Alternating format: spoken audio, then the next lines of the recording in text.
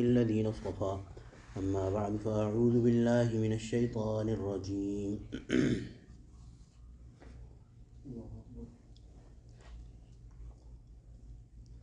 فلا تدع مع الله إلها آخر فتكون من المعذبين وأنذر عشيرتك الأقربين واخفض جناحك لمن اتبعك من المؤمنين فإن عصوك فقل إني بريء مما تعملون وتوكل على العزيز الرحيم الذي يراك حين تقوم وتقلبك في الساجدين إنه هو السميع العليم صدق الله العظيم وبلغنا رسوله النبي الكريم ونحن على ذلك من الشاهدين والشاكرين والحمد لله رب العالمين فلا تدع مع الله إلها آخر فتكون من المعذبين.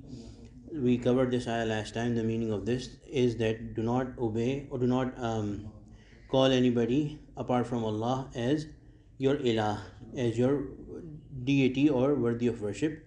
Basically, do not worship anyone apart from Allah. فَتَكُونَ مِنَ الْمُعَذَّبِينَ. You will also become, so that lest you become among those who are going to be punished, or the ones who have been punished. So, of course, the Prophet ﷺ, there was no chance the Prophet ﷺ would ever do it. The first and foremost meaning is that this refers to a principle, that the principle is so harsh, the principle is so strict, that even if the Prophet ﷺ would do it, he would also become among the mu'adhibin, hasha wa kallah, which is not possible. But the ummah should understand that this is such a hard and fast, such a strict rule. The other thing that should be understood is that no matter how pious a person becomes, no matter how virtuous a person becomes, they are not free and above the rules of Allah. The rules of Allah, what Allah has told us to do, everybody has to do, no matter if somebody is virtuous or pious or not so virtuous or not so pious.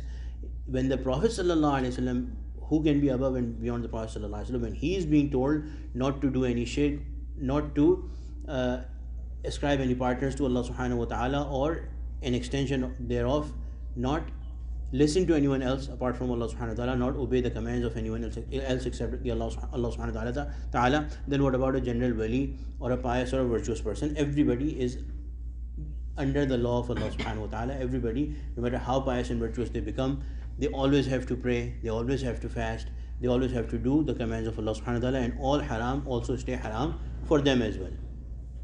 Nobody becomes above the law. وَأَنذِرْ عَشِيرَتَكَ الْأَقْرَبِينَ. This ayah also we talked about, that Allah subhanahu wa ta'ala commands the Prophet sallallahu alaihi wasallam to invite and warn the people who are close to him, his family members particularly. One fine point that is mentioned by Hazrat Hakim ul-Ummat Maulana Shaykh Sahib Thani rahmatullahi alayhi, and it's in fact quoted in, Hazrat has quoted Ruhul Maani, where he has said that this is also a hint, an understanding from this should be that our family ties. Why is Allah subhanahu wa ta'ala particularly mentioning that bring your family towards deen?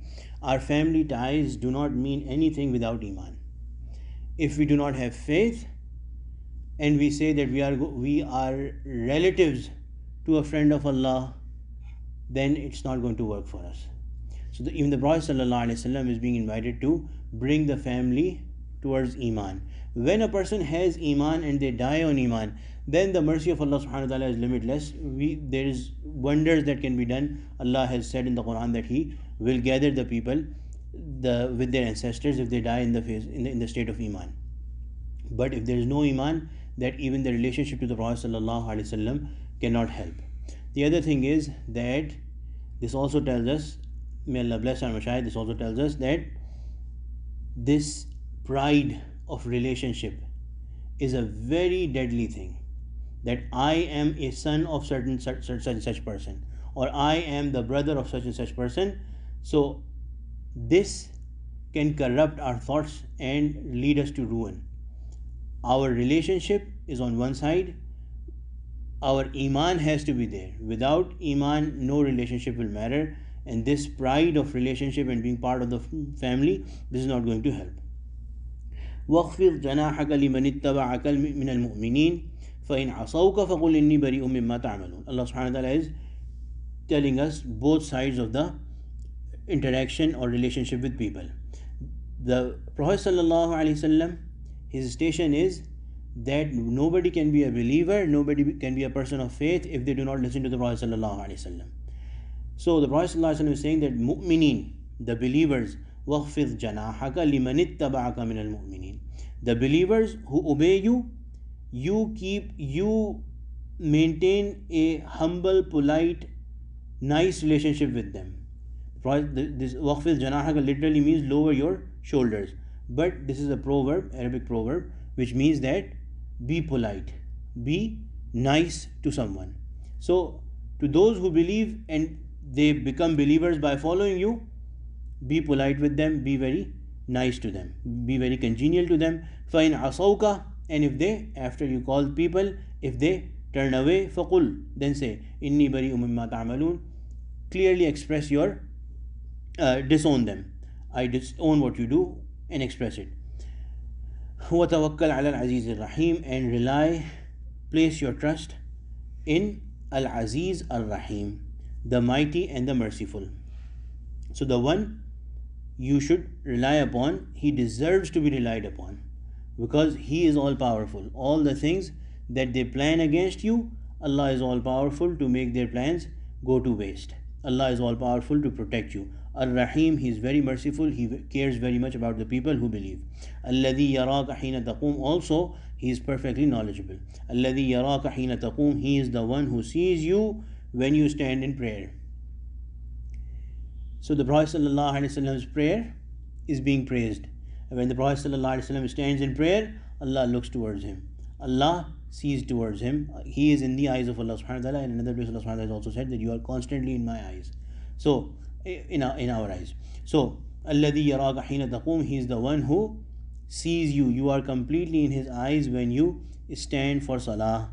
This is also a very encouraging thing for the believers to know, that when we stand for salah, we are directly in the audience of Allah subhanahu wa ta'ala, a special attention of Allah subhanahu wa ta'ala. Allah is particularly, especially looking. Everybody is in the knowledge of Allah subhanahu wa ta'ala, everybody is being seen by Allah subhanahu wa ta'ala, but particular mention is being made of when you stand for salah. So when you stand for salah, Allah becomes attentive towards us, and attentive towards us with all these qualities that have been mentioned, Al-Aziz, Ar-Rahim, and knowledgeable. So he who's all powerful and who has the perfect authority to protect you, and the one who's very merciful towards you, you are under the direct attention of that Allah when you stand for salah. This is for everyone, particularly the Prophet sallallahu alaihi wasallam, that Allah subhanahu wa ta'ala is going to protect you. وَتَقَلُّبَكَ فِي السَّاجِدِينَ, and also he sees you and your movement among those who are doing sajda. The Sahaba, when they would be praying, there's two meanings. One is the movement within salah, that the Prophet ﷺ would stand, then he would bow, then he would do sajda, all of these movements. Or one of those is, another meaning is that when the Sahaba are praying, the Prophet ﷺ would move among them, making sure that they are doing everything right. So this is also a job of the teacher, that he cannot just teach people, but also observe them and see if they are doing things right, which Allah subhanahu wa ta'ala is praising the Prophet ﷺ doing in the Quran. And also this teaching and observation, or these movements within salah, they are also a special mahal, a special attraction and special situation of the attraction of Allah subhanahu wa ta'ala's attention.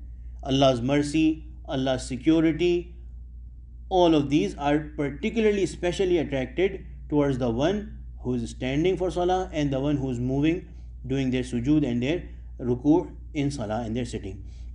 Innahu huwa as-sami'ul alim, he is the one who is all hearing and all knowing. So with all of these qualities, Allah subhanahu wa ta'ala is saying that place your trust in Allah subhanahu wa ta'ala.